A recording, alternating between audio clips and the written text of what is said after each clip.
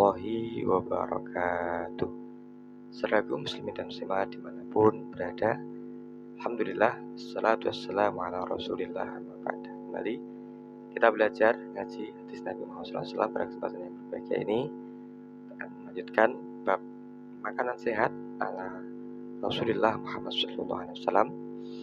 Judul pagi hari ini adalah tentang tata cara berburu yang diajarkan oleh Rasulullah Muhammad SAW. Ya, saudaraku muslimin dan muslimat dimanapun berada, termasuk hobi yang mewah dan cukup berbahaya adalah berburu di hutan atau di alam liar. Beberapa hari yang lalu hadis sampaikan tentang bagaimana melatih binatang untuk berburu, yakni anjing, dan bagaimana melepasnya dengan baca bismillah terlebih dahulu. Ketika menangkap buruan, anjingnya terlatih dan diucapkan bismillah. Ketika melepasnya, maka binatang buruan yang diperoleh oleh anjing itu, apakah itu kelinci, apakah itu burung, akan menjadi halal untuk kita makan.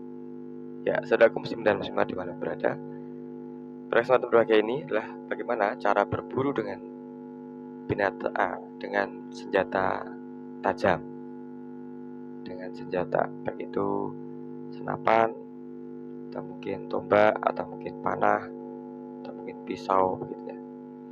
Ya, saudaraku muslim dan muslimat dimanapun berada, undang-undang ya mengatur tentang hewan yang dilindungi ini melarang kita sekalian yang tinggal di Indonesia untuk berburu binatang-binatang langka atau satwa yang dilindungi. Ada burung tertentu, ada binatang tertentu yang ini menjadi binatang yang tidak boleh untuk diburu dalam kondisi apapun, misalkan harimau, burung cendrawasih, orangutan, anoa, jalak bali, dan sebagainya. Berdasarkan Undang-Undang Nomor 5 Tahun 1990 tentang konservasi sumber daya alam hayati dan ekosistemnya, yang melarang keras perburuan satwa yang dilindungi. Apabila melanggar ini bisa dikenai sanksi pidana, yakni 5 tahun kurungan dan denda sampai 100 juta lebih.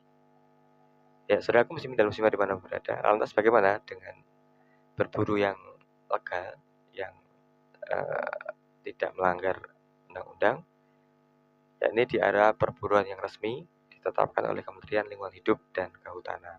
Ya, area perburuan yang resmi.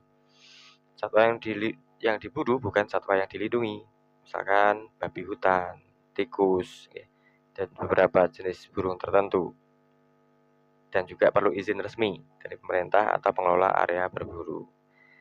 Ya, saudaraku muslim dan muslimat dimanapun berada, untuk kita yang berada di perkotaan dan juga jauh dari area berburu resmi, maka ada alternatifnya, yakni memancing, ya. Kemudian sport shooting, menembak target, dan juga fotografi satwa liar sebagai pengganti berburu hewan.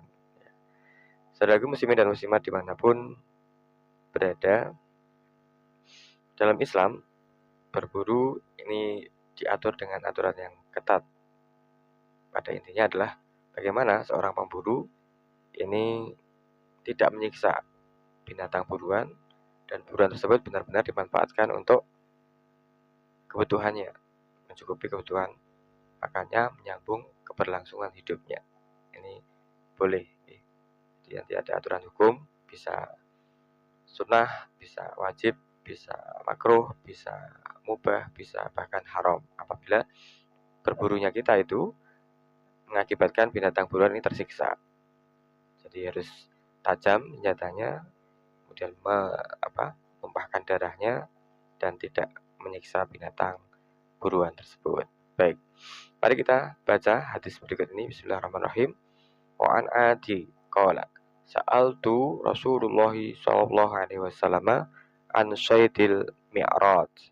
Faqala idza asabta bihaddihi fakullu wa idza asabta bi ardihi fakutila fa innahu waqidun fala ta'kul. Rawahu Bukhari. Artinya, Adi radhiyallahu an berkata, aku bertanya pada Rasulullah SAW tentang berburu dengan tombak. Berburu dengan tombak. Beliau bersabda, jika engkau mengenakan dengan ujungnya yang tajam, makanlah. Dan jika engkau mengenakan dengan tangkainya yang tumpul, kemudian terbunuh, maka ia mati karena pukulan dan jangan dimakan. Hadis riwayat Bukhari. Ya, saudaraku muslimin dan muslimat dimana berada, apa yang bisa kita ambil petik hikmah dari hadis di atas? Benar, berburu hewan buruan telah dijelaskan rincian hukumnya oleh para ulama. Ada 5. Hukumnya bisa wajib apabila itu kita berburu untuk mempertahankan hidup kita dalam keadaan darurat. Maka berburu kita itu menjadi wajib. Bisa menjadi sunnah jika untuk memenuhi kebutuhan keluarga. Jadi untuk memenuhi pangan keluarga ini meskipun tidak darurat, maka hukumnya adalah berburu itu adalah sunnah. Bisa menjadi mubah jika dagingnya untuk dikonsumsi. Jadi kalau dagingnya untuk dikonsumsi atau mungkin dijual begitu, ini bisa mubah. Dan bisa menjadi makruh jika hanya untuk main-main. Jadi berburu hanya untuk main-main, tidak dimakan, kemudian tidak dikonsumsi, tidak untuk kebutuhan keluarga, maka ini menjadi makruh. Dan bisa menjadi haram, dilarang kita berburu jika tujuannya adalah untuk menganiaya binatang buruan. Ya, inilah ketatnya aturan berburu di dalam agama Islam. Baik, yang kedua, hadis ini menunjukkan bahwasanya berburu dengan senjata tajam yang terpenting adalah lukanya.